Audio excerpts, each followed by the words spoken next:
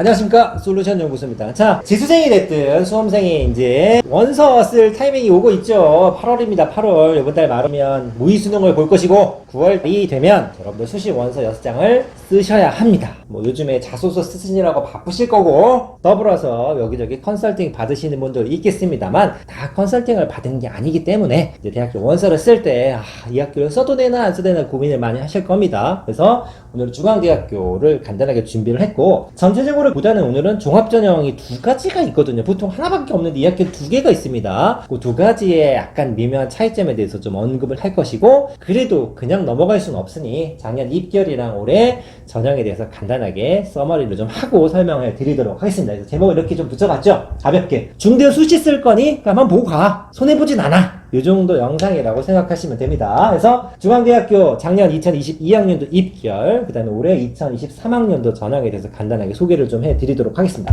자, 뭐 모집 인원은 뭐 정원 내외 합쳐가지고 5,000명 남짓입니다. 그리고 특이하다라고 하는 거는 딱 빨간색으로 보이시죠? 수능 전형 30.7%에서 40%로 늘어났습니다. 정시가 늘어났으면 당연히 수시가 줄어들었는데 어디서 줄어들었느냐? 종합전형하고 논술에서 좀 빼먹었습니다. 근데 오늘은 여기 중에서 직유는 거의 비슷하고요. 종합전형에서 줄어드는 요 포인트에 좀 맞춰서 설명을 좀 해드리도록 하겠습니다. 자, 방금 말씀드렸죠? 정시 증가했고 직윤전형은 이제 봉사가 미반영이 됐다라고 하는데 이건 그 코로나 때문에 그렇죠. 코로나 때문에. 그래서 이제 봉사활동을 많이 못 나갔으니까 반영하지 않겠다라고 하는데 내신 전형입니다. 소프트웨어 인재 전형이라고 해서 예전에 따로 좀 뽑았었는데 그게 폐지됐다, 이런 정도가 특징이 있을 것이고, 자, 교과 전형. 교과 전형도 보시면 교과 70에 비교과 30, 교과 90에 교과 출석 10 해가지고 최저도 바뀐 게 없고 비율이 살짝 바뀌긴 했습니다만 이 비교과나 출결이라고 하는 거는 10% 보나 30% 보나 90% 보나 똑같습니다. 왜? 학교를 안 가서 점수가 까일 정도면 벌써 이제 크리티컬한 데미지가 되기 때문에 그냥 내신으로 뽑는다라고 생각하시면 됩니다. 간단하게 등급을 보시면 큰 변화는 없는데 1점 중반 정도 선에서 합격선이 좀 결정이 됩니다. 20, 21, 22학년도에서 1점대 보이시죠? 그러니까 이거 같은 경우는 교과 전형은 수치화가 되어 있는 정량평가로 되어 있기 때문에 내가 수능 최저만 맞출 수 있다고 하면 이 평균에 맞춰서 쓰면 웬만하면 합격할 수 있는 정도의 전형으로 볼 수 있죠. 예측이 그래도 비교적 정확한 녀석이죠. 반면에 종합전형 두 개 있는 거 아시죠? 중앙대학교 종합전형은 다빈치 전형이라는 게 있고 탐구형 인재 전형이라는 게 있습니다. 수능 최저 없는 거 똑같고 학생부 자소서 내는 것도 똑같습니다. 미리 말씀을 드리지만 다빈치 전형은 1단계, 2단계, 다단계 전형을 하는 전형이고, 그 다음에 수능 후에 면접을 봅니다. 수능 후에 면접을 본다는 얘기는 뭐죠? 내가 수능을 못 보면 그래 중대라도 가야지 라고 하면서 면접을 잘 봐야 되죠.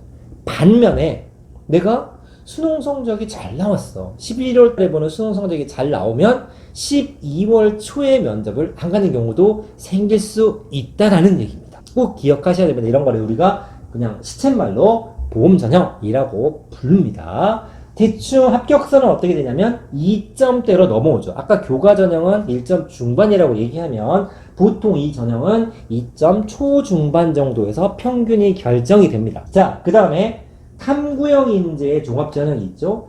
비슷한데 서류 100%입니다. 얘는 뭐냐면 그냥 납치 전형이라고 제가 부르도록 하겠습니다. 그러니까 비교를 좀 해야 되니까. 보험 전형은 내가 면접 참석 선택권이 어느 정도는 있는 상황이고, 이 친구는 탐구형 인재는 서류 넣었어, 아무것도 하지 않아, 그냥 서류 보고 OX 합격 불합격이 결정이 된다라는 얘기입니다. 자, 그러면 궁금할 수 있죠. 그럼 내가 중대를 쓸 거면 난 어디 써야 되지? 라고 하는데 아주 쉬운 기준은 바로 이런 게 있죠. 보통은 특목고 학생들이 탐구형을 많이 쓰고, 그 다음에 다빈치 전형은 일반고 학생들이 많이 씁니다. 왜 그러냐? 이유라기보다는 결과가 보면 나오죠. 자, 아까 다빈치 전형 한번 슬쩍 보면 2점대가 많이 보이는 거 보이십니까? 물론 모든 학교를 제가 조사한 건 아니겠습니다만 10개 정도 조사했더니 교과는 1점대, 그리고 다빈치 전형은 2점대, 그리고 탐구형을 보면 3점대가 많이 나오죠. 같은 학교에 비슷한 전형에는 이렇게 차이가 난다고? 그럼 얘네들은 일반고 학생이 아니란 얘기입니다. 적어도 중대 정도 레벨이 되는데 기계공학과가 합격자 내신 평균이 3.2밖에 안 된다. 이것만 보고 나 내신 2.5인데 괜찮겠네라고 쓰시면 큰일 난다 이겁니다. 무슨 얘기인지 아시겠습니까? 그래서 요 전형 같은 경우는 스펙 경쟁입니다. 서류 100%가 되겠죠. 자, 종합전형 두 개를 한번 비교해 보도록 하겠습니다. 자, 아까 2점대의 다빈치 전형과 3점대의 탐구형이 있다가 물론 이거 하나만으로 결정을 할 수가 없죠. 왜냐하면 경쟁률이라든가 이렇게 문제가 생기는데 여러분들이 혹시나 높아심에 조심하셔야 될 건 뭐냐면 인원수 비슷하죠. 1단계, 2단계, 다단계와 서류 100%의 차이가 있다라는 얘기고 학생부 자소서도 비슷하고 수능 최저 없는 것도 비슷합니다. 일반고가 선호하고 특목고가 선호한다면은 결과론적으로 합격자 내신 평균 자체가 한 등급 가격과 차이가 나는 얘기고 보험 전형이고 납치 전형인데 자 여기서 이런 친구들이 있을 수 있다는 얘기입니다. 내가 정시까지 바라봤을 때 수능 성적이 잘 나올 수 있는 친구들인데 혹시나 몰라서 중앙대에 보험을 들어놔야겠다라고 하는 친구들은 요거 쓰겠죠. 나 중대 붙으면 갈 거야. 중대 정도면 괜찮아 라고 하면 요걸 쓰는 친구들이 있을 수 있습니다. 자, 그러면 어떤 문제가 생기냐면 무조건 평균 점수만 보고 이 전형을 했을 때 뒤통수를 맞을 수 있다라는 얘기. 그리고 또 하나가 뭐가 있냐면 여기에 평균 점수가 예를 들어 한 2.4 정도가 된다고 하면 평균이 내 내신이네? 그럼 붙겠네라고 할 수 있겠지만 방금 말씀드렸죠. 보험 전형이 있기 때문에 중대를 하향 지원하는 친구들이 있을 수가 있습니다. 그러면 1차 다단계 전형 같은 경우 3.5배수 1차가 붙어야 되는 거죠. 즉 간당간당한 내신으로 인기학과를 썼을 때 혹시나 경쟁률이 높은 학과를 썼을 때 분명히 내 평균이 그거보다 조금 낮으면 취업을 노릴 수 있겠다라고 썼을 때 1차에서 광탈할 수 있다라는 얘기가 됩니다. 물론 그때 경쟁률과 인기학과와 비인기학과에 따라서 분명히 달라질 수는 있습니다. 만약에 내가 내신이 좀 후달린다 싶으면 이쪽에 비인기학과를 쓰는 것도 작전일 수 있고 만약에 다벤치 전형을 쓴다고 하면 1차를 일단 붙어야 후위를 도모할 수가 있기 때문에 붙어놓고 안 가는 친구들이 분명히 있거든요. 그래서 3배수를 보통 뽑는데 이 학교에서는 3.5배수 정도를 뽑는다. 경희대 경우가 작년에 수능 최저가 있기 때문에 4배수를 뽑았다가 올해는 수능 최저가 없으면서 3배수로 줄이는 것처럼 다 학교 안에서도 한 3.5배 정도는 뽑아놔야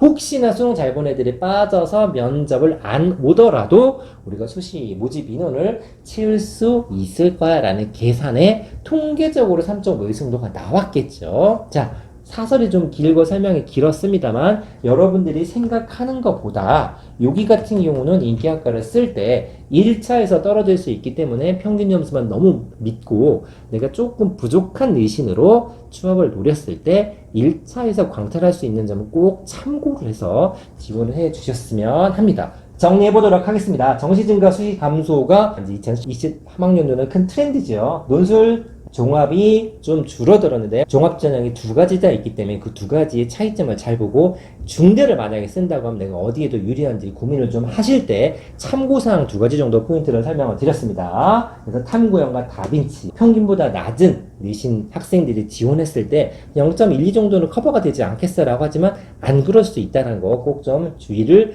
해 주셨으면 좋겠습니다. 자, 원서 쓰는 기간이 되면 정말 많은 고민들을 하실 거고 정보가 많으면 현명한 선택을 있을 거라고 생각하지만 어느 정도 결정을 한다면 용기가 좀 필요하죠. 왜냐? 이 종합전형 같은 경우는 정량평가를 하는 게 아니기 때문에 여러분들이 어떤 선택을 하더라도 약간의 운이라는 것도 한 스푼 정도는 들어갈 수 있으니 너무 진지한 고민을 하기보다는 소신껏 지원자 하셔서 좋은 결과 있기를 바라겠습니다. 중대 마치겠습니다.